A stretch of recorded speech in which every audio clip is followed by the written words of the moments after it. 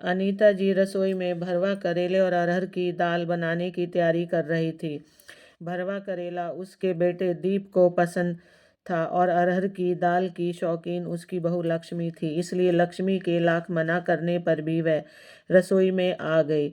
लक्ष्मी और दीप को अपने एक मित्र के बेटे के जन्मदिन की पार्टी में जाना था और उसके लिए उपहार भी खरीदना था, सो दोनों जल्दी से निकल पड़े। जाते जाते लक्ष्मी बोली, माँ जी ज़्यादा काम मत कीजिए, थोड़ा आराम भी कीजिए।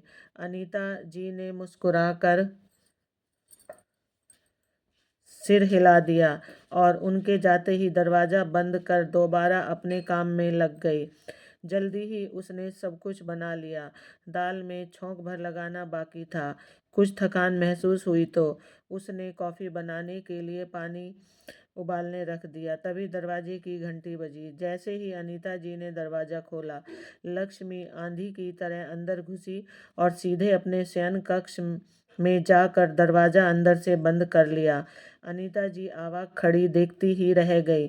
सिर झुकाए धीमी चाल से चलता दीप भी पीछे पीछे आया।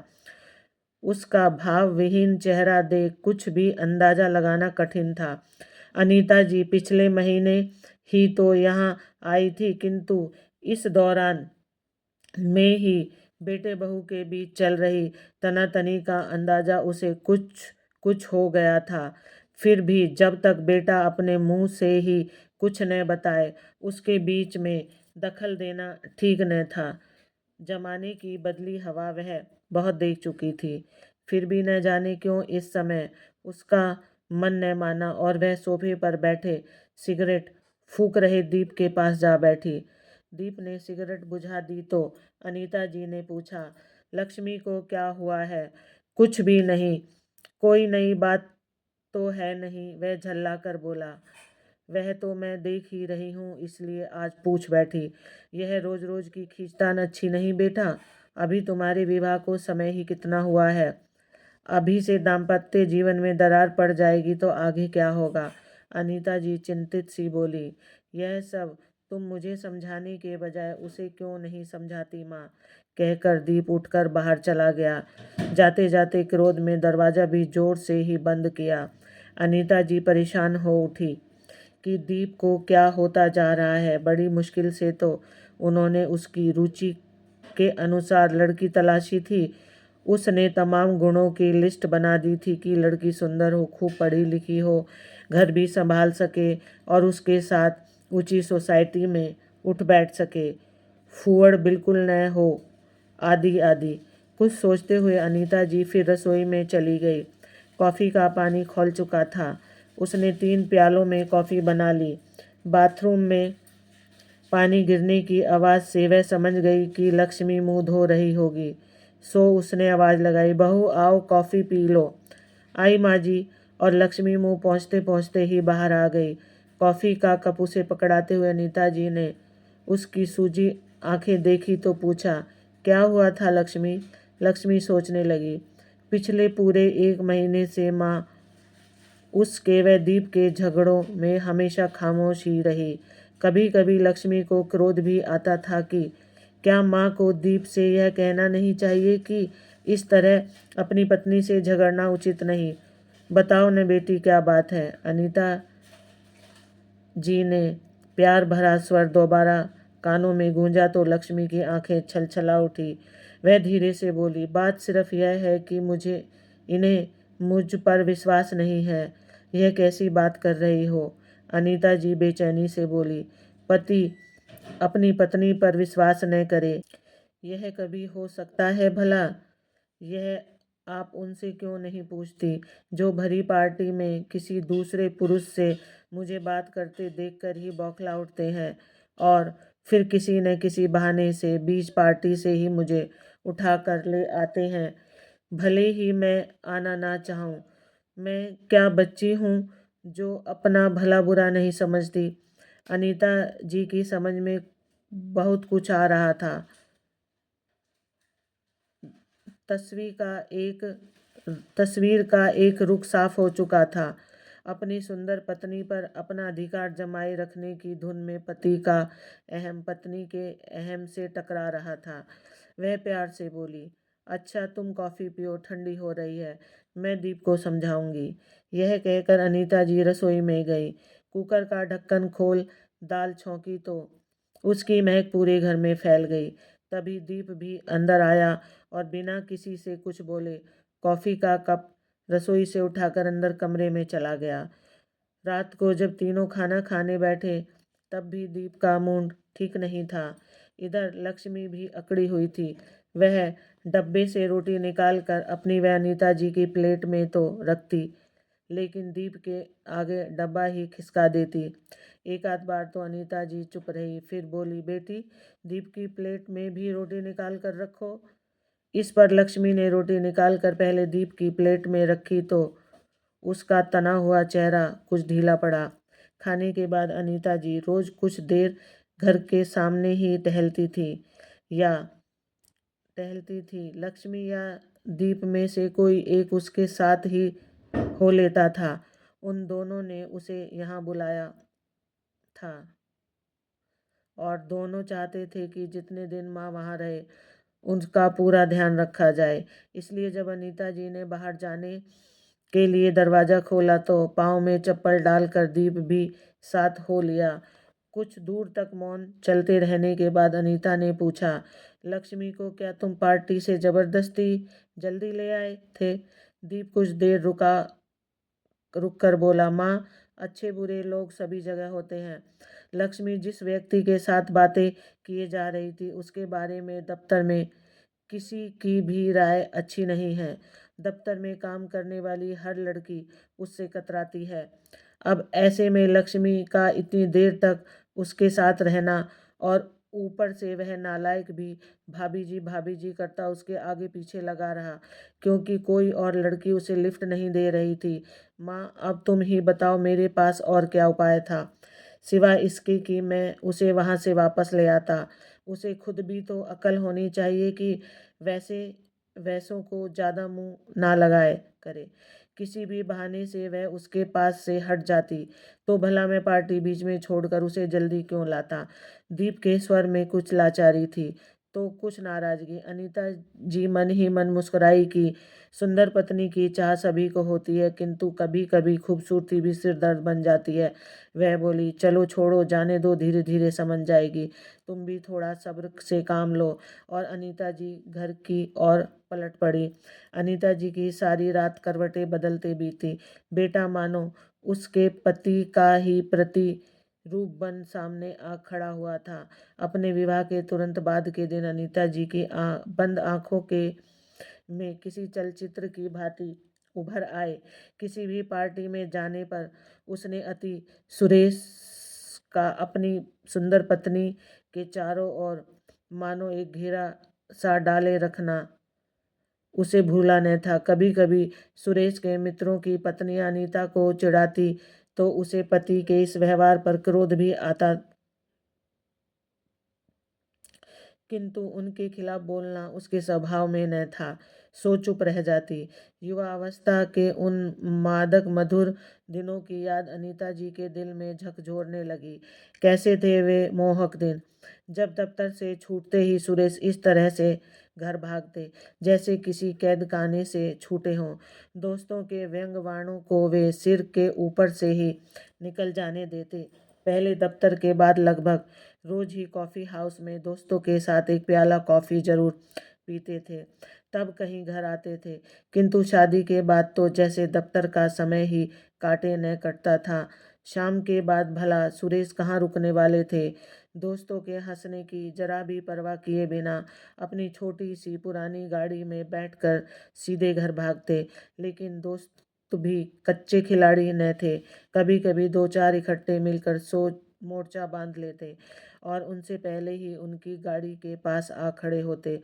तभी कोई कहता, यार बोर हो गए कॉफ़ी हाउस की कॉफ़ी पी पी कर, आज तो भाभी जी के हाथ की कॉफ़ी पीनी है।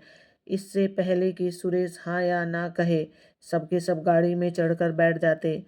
इधर अनीता जी रोज ही शाम को पति के आने के समय विशेष रूप से बन सवर कर तैयार रहती थी।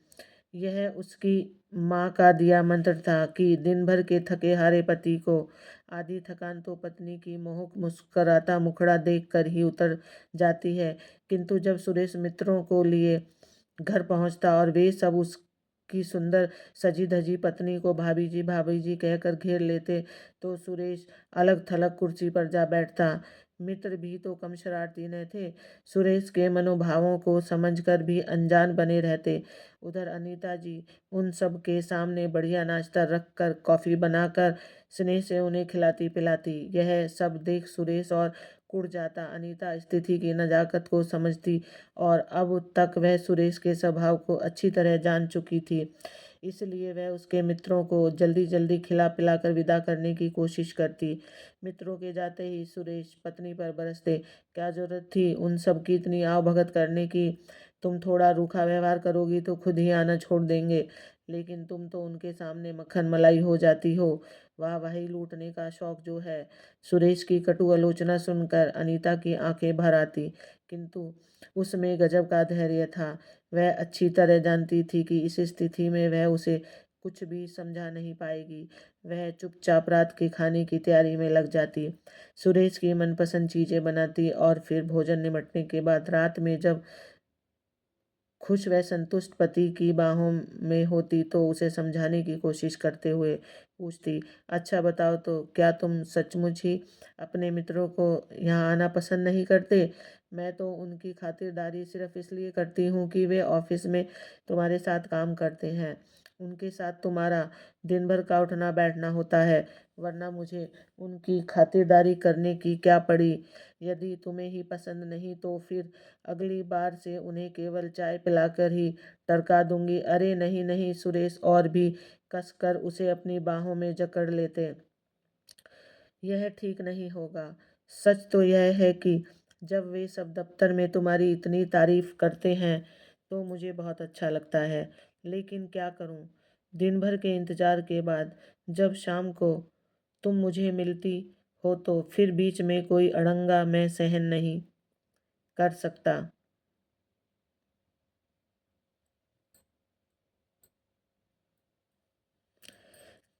कैसा अड़ंगा भला? उसके सीने में मुंह छुपाए अनीता मीठे स्वर में कहती, मैं तो सदा ही केवल तुम्हारी हूँ, पूरी तरह तुम्हारी। तुम्हारे इन मित्रों की बचकानी हरकतें तो मेरे लिए तुम्हारे छोटे भाइयों की कमी पूरा करती हैं। अक्सर सोचती हूँ कि यदि तुम्हारे छोटे भाई होते तो वे यूं ही भाभी भाभी कहकर मुझे घेरे रहते। यही समझो कि तुम्हारे मित्रों द्वारा मेरे दिल की यही कमी पूरी होती है। बदलते समय के साथ फिर बहुत कुछ बदलता गया। दोनों के जीवन में बच्चों के जन्म से लेकर उनके विवाह तक न जाने कितने उतार चढ़ाव आए, जिन्हें दोनों ने एक साथ झेला।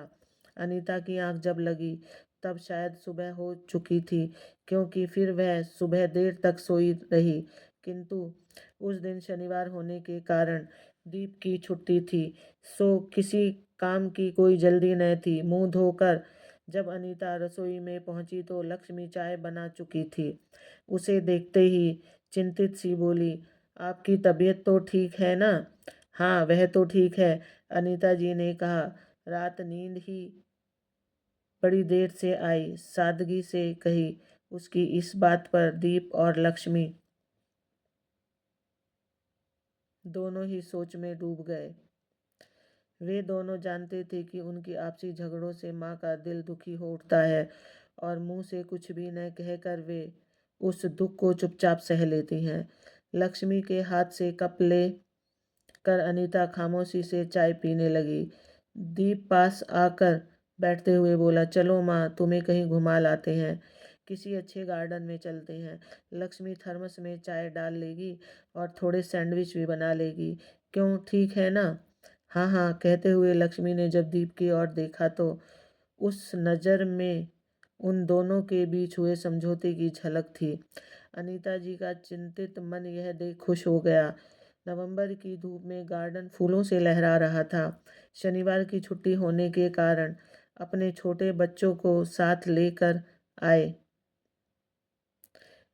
बहुत से युवा जोड़े वहां घूम रहे थे, लखनऊ शहर के छोटे मकानों में रहने वाले मध्यम वर्गीय परिवारों के बच्चे खुली हवा के लिए तरसते रहते हैं। अब इस समय वहाँ मैदान में बड़ी ही मस्ती से हा हल्ला मचाते एक दूसरे के पीछे भाग रहे थे। बच्चों की इस खुशी का रंग उनके माता पिता के चेहरे पर भी झलक रहा था।